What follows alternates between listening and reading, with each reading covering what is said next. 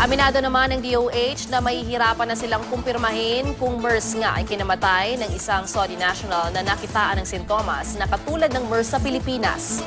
5 sa mga nakasalamuha niya ang masusing binabantayan sa ospital. Narito ang report ni Julius Segovia.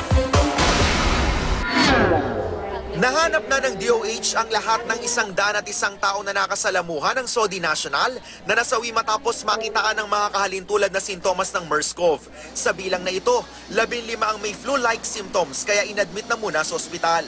Pero 5 lang sa kanila ang masusing binabantayan. Nakakonfine sila ngayon sa DOH hospital at sasailalim pa sa mga pagsusuri.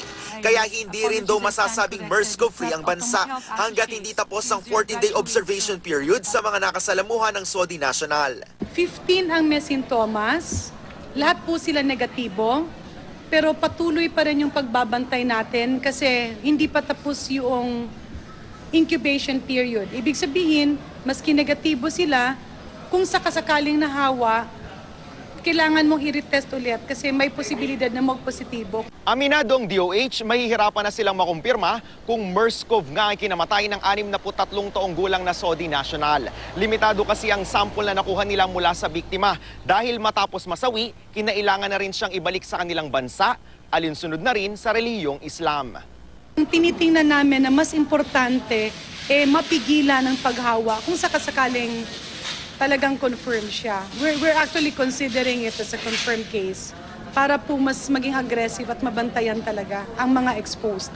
Hindi naman nagkukulang sa pagbibigay paalala ang DOH sa mga Pilipinong nagbabalik bayan mula sa gitnang silangan. Kasama na rin daw ang mga namamasyal sa Arabian Peninsula.